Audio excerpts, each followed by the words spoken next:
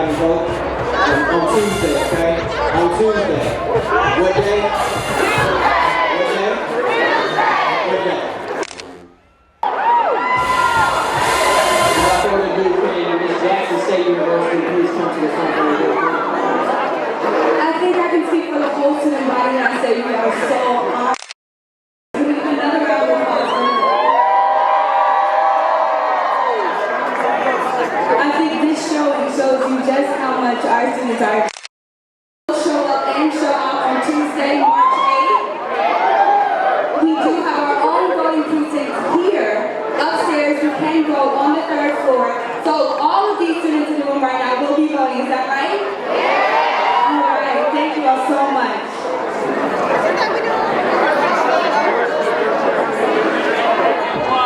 Without further ado, in 30 seconds, United States of America, President, Mr. Bill Clinton. First of all, I want to thank the students. President, that's pretty good, doesn't it? President Lyons. I want to thank Representative Alice Clark for joining me. And you're a great mayor, Mayor Tony. Thank you for being here. Thank you. Ms. Kelly,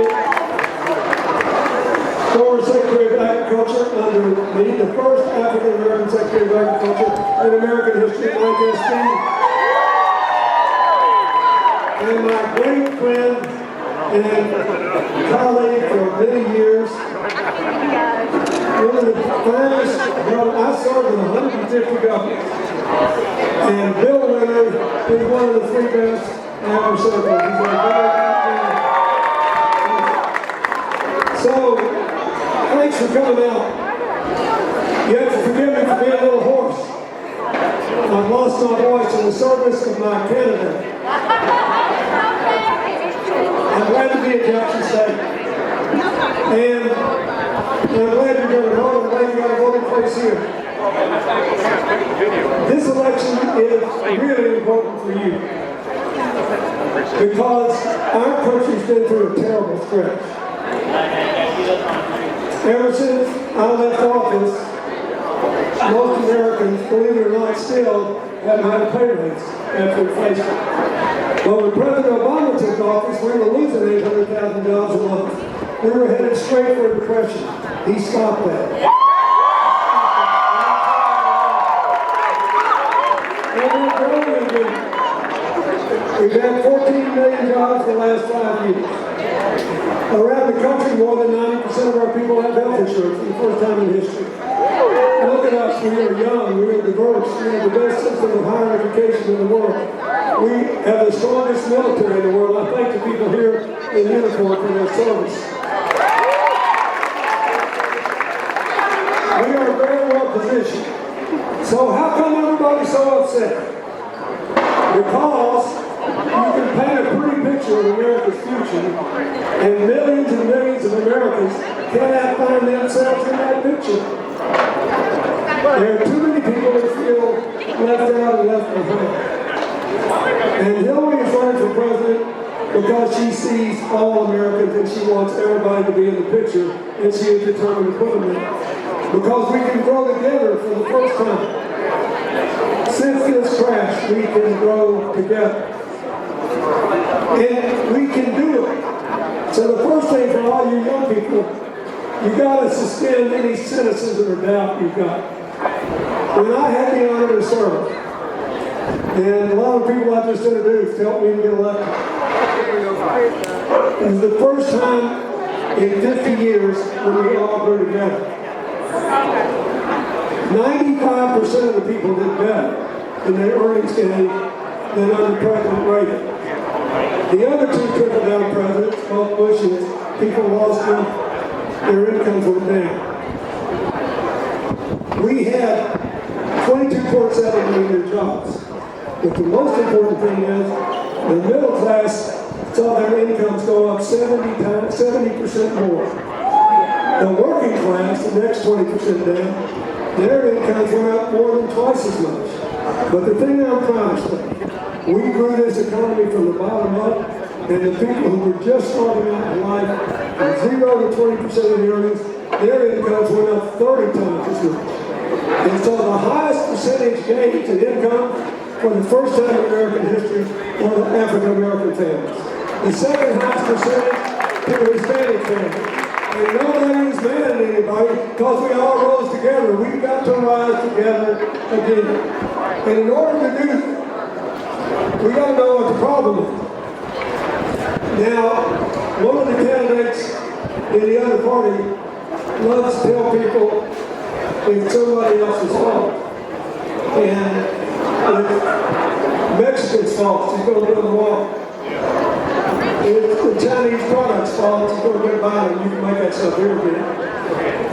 And everybody can hit him as a wuss and have to negotiate. So we're going to make America great again. It's compelling. Except I don't think America ever stopped being great. We stopped being whole. We got to be whole again. We got to be together again. We got to grow together again. And the ticket to that is first more jobs that pay higher incomes that cannot be exported. Now I complimented the mayor because of the honest and forthright way he acknowledged the evidence that there are babies in this community, like Flint, Michigan, who have elevated blood levels in their bodies. That took guts. A lot of people hide this stuff till it comes out. And you want a mayor who rebels with you, says, here's the problem, here's what we're going to do about it. Hillary was the first person to speak out against this problem in Flint. And the way it was handled shows you what a president ought to do. I don't know if you saw this, but in the debate in South Carolina, at the end, they asked both candidates everything we hadn't talked about, that we should. And he called, the moderator called on Hillary first. She said, yeah, I want to talk about the lead levels in the bodies of those children in Flint. I know what it does to the brain. I know that it can deform and destroy a child's life, and that even a normal-looking baby can be damaged to the point that they can't learn as well because they can't concentrate and they can't control their emotions enough to stay out of trouble. It's a devastating problem. So I went to the mayor and I said, what can I do to help? And the mayor said, nobody's looking at this in the nation. We asked for this much money, the state gave us 10% of it. We need it all, and here's why. I want you to go on television and tell the people why we need the money. And don't talk about your campaign. Don't talk about any other issue. Just tell them about Flint and what we're going through. She did it, and they got all the money. Now, let me say, her opponent, to be fair to him, is a good-hearted man. He said, I hate that, and the governor should resign. Well, maybe the governor should, but he's a Republican. I doubt if he cares what two Democrats run for president think. What you want in a president is somebody whose first response is, what can I do to make it better? So she's proposed a plan that has a huge infrastructure fund. Not only to do roads and bridges and ports and airports, but to look at what's under the ground. Two things would help Mississippi. One is replace all the old lead pipes in America and create an enormous number of jobs that pay well and give our children a healthier future. The other would help rural Mississippi. It is to give universal, affordable, fast broadband to every American in this country, and you could bring the national economy to places that have been left out and left behind. But there are a lot of other things you can do. We got to remember that most of you will work for small businesses. 2/3 of our jobs have been created by small business.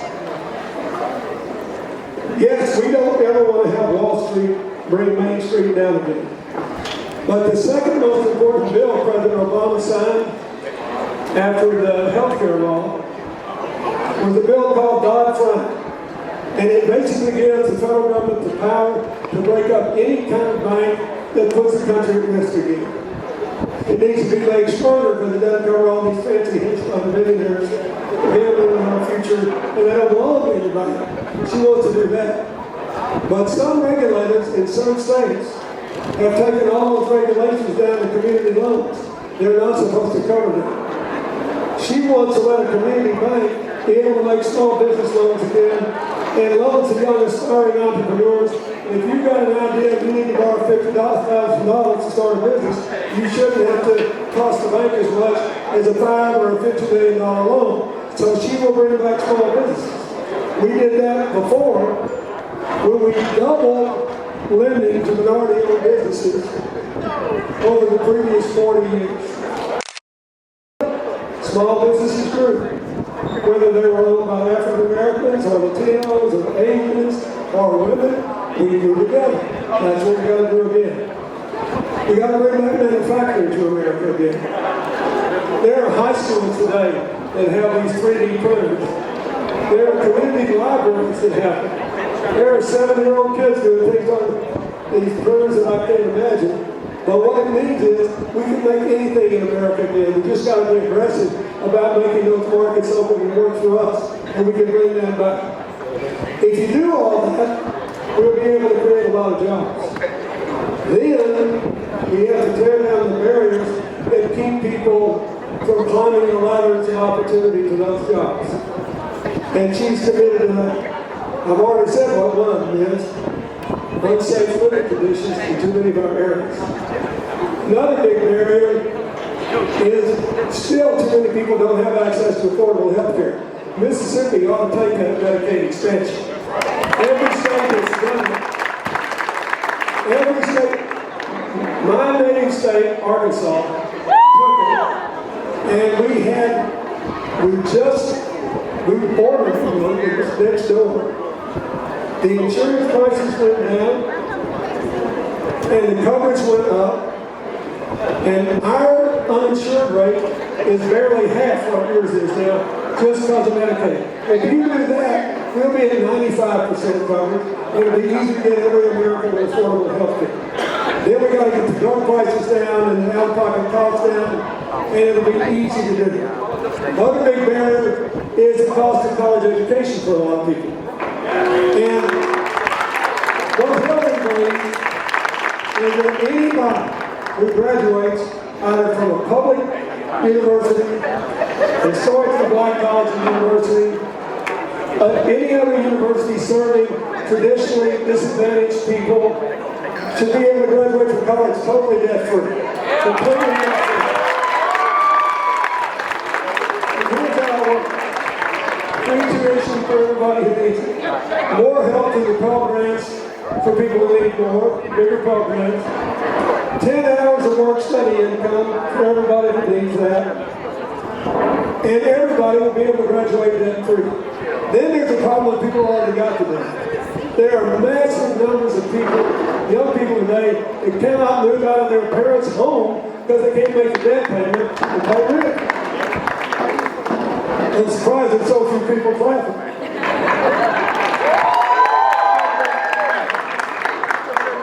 I just stopped for these little ladies. We stopped at Cups on the way down here.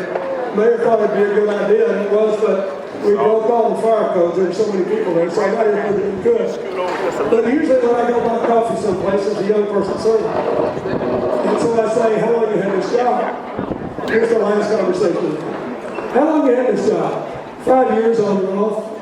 What's off?